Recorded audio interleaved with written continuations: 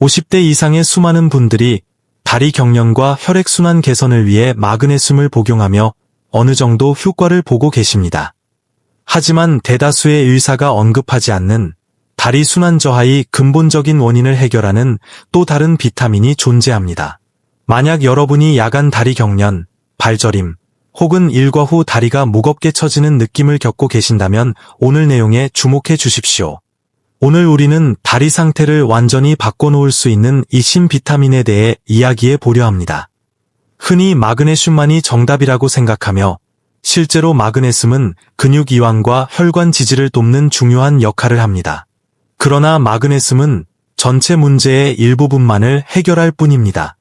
연구에 따르면 다리 순환 장애는 주로 콜레스테롤 축적, 혈관 벽 내 염증, 동맥경화에 의해 발생하는데 이는 마그네슘이 직접적으로 해결할 수 없는 영역입니다. 이러한 기전에 직접 작용한다는 확실한 근거가 있는 비타민이 있지만 많은 분이 이를 간과하고 있습니다. 이번 영상에서는 마그네슘만으로는 부족한지, 노화로 착각하기 쉬운 혈액순환 저하의 5가지 전조 증상은 무엇인지, 그리고 주방에서 쉽게 찾을 수 있는 식품을 통해 이 비타민을 섭취하는 방법을 알려드립니다. 마지막에는 심장 건강 보호를 위해 비타민 보충제 섭취 시 반드시 알아야 할 최신 연구 결과와 안전 경고도 공유하겠습니다. 먼저 마그네슘의 장점과 한계를 명확히 이해하는 것부터 시작해 봅시다. 마그네슘은 천연 칼슘 채널 차단제 역할을 하여 혈관 벽 내 평활근을 이완시키고 확장하는 데 실질적인 도움을 줍니다. 하지만 50대 이후 발생하는 깊은 순환 문제는 콜레스테롤 침착으로 인한 동맥 협착, 만성 염증, 혈관 탄력 저하 등이 주원인입니다. 마그네슘은 LDL 콜레스테롤을 낮추거나 혈관 내 염증 손상을 줄이지 못하며 혈류를 막는 지방 침착물을 제거하지도 못합니다. 실용적인 측면에서도 한계가 있습니다. 가장 저렴하고 흔한 산화 마그네슘은 생체 이용률이 약 4%에 불과하며 나머지는 주로 설사를 유발하는 완제 역할을 할 뿐입니다. 또한 60대 이상이 흔히 복용하는 혈압약, 항생제, 골다공증 치료제 등과 상호작용하여 약효를 떨어뜨리거나 부작용을 증폭시킬 수 있습니다. 마그네슘을 복용해도 증상이 반복된다면 이는 근본적인 혈관 내 염증과 플라크 문제가 해결되지 않았다는 신호입니다.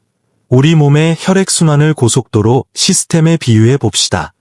원활한 흐름은 에너지의 원천이지만 순환이 저하되면 차선이 좁아지고 정체가 발생하는 것과 같습니다. 콜레스테롤 플라크가 쌓이고 정맥 판막이 약해지며 고혈압과 당뇨, 노화로 인해 혈관은 탄력을 잃고 딱딱해집니다.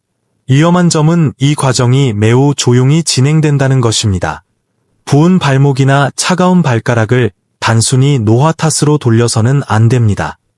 이는 혈관이 유연성을 잃고 혈전 위험이 높아지고 있다는 신체의 긴급 신호입니다. 여러분의 순환 상태를 확인할 수 있는 5가지 경고 신호를 살펴보겠습니다. 피부색 변화, 발과 발목이 창백하거나 푸르스름하고 어두운 반점이 생긴다면 산소 공급이 부족하다는 증거입니다. 보행 시 또는 야간 경련, 걷다가 종아리에 쥐가 나 멈춰야 한다면 간헐적 파행증일 수 있으며 이는 근육이 산소를 갈망하고 있다는 비명입니다. 지속적인 저림과 감각 이상, 발에 느껴지는 찌릿찌릿한 감각은 신경에 혈액 공급이 부족하다는 신호이며 방치 시 말초 신경 손상으로 이어질 수 있습니다. 발의 냉감, 더운 날에도 발이 얼음처럼 차갑다면 동맥이 좁아졌거나 부분적으로 막혔을 가능성이 큽니다. 혈관이 튀어나오고 비틀린 모습은 정맥 판막이 약해져 혈액이 고여 있다는 뜻이며 이는 혈관 건강이 전반적으로 타협되었음을 의미합니다. 이제 해결책을 알아봅시다. 연구를 통해 밝혀진 근본 원인 해결사는 바로 별표 비타민 B3, 나이아신 별표입니다. B10이나 B6에 비해 생소할 수 있지만 B3는 3가지 경로를 통해 마그네슘의 빈틈을 완벽히 메워줍니다. 첫째, 혈관 확장 지원. 프로스타글란딘과 산화질소 방출을 자극하여 혈관을 넓힙니다. 섭취 후 일시적으로 피부가 붉어지는 나이아신 플러시는 혈관이 실제로 열리고 있다는 증거입니다. B3는 보호 역할을 하는 HDL은 높이고 플라크의 주범인 LDL은 낮춘다는 확실한 근거가 있는 몇 안 되는 영양소입니다.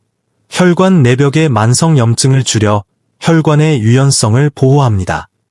2024년 네이처 커뮤니케이션즈의 임상시험에 따르면 B3의 한 형태인 니코티나미드 리보사이드는 말초 동맥 질환 환자의 보행 능력을 개선했습니다.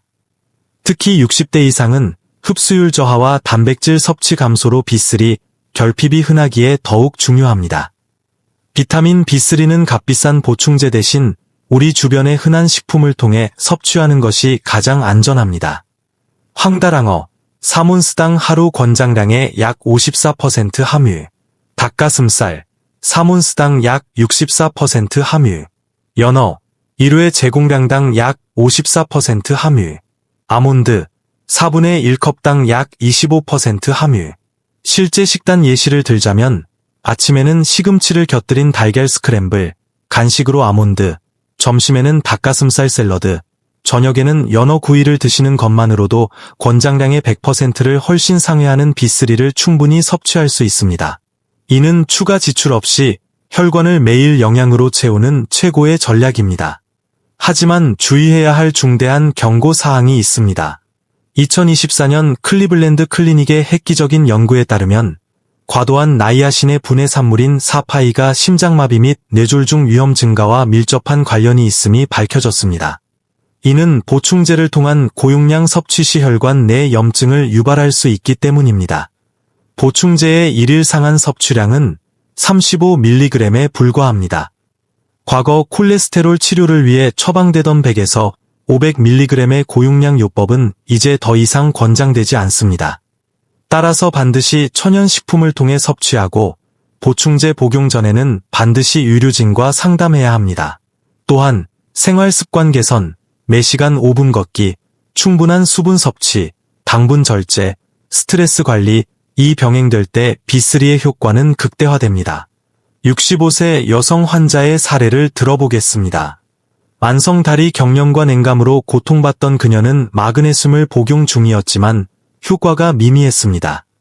식단 분석 결과 B3 섭취가 매우 낮았고 마그네슘은 유지하되 매일 닭고기나 생선, 아몬드를 추가하게 했습니다. 결과는 놀라웠습니다. 이익 3주 만에 경련이 줄었고 2개월 후에는 발의 냉감이 사라지고 활기찬 보행이 가능해졌습니다.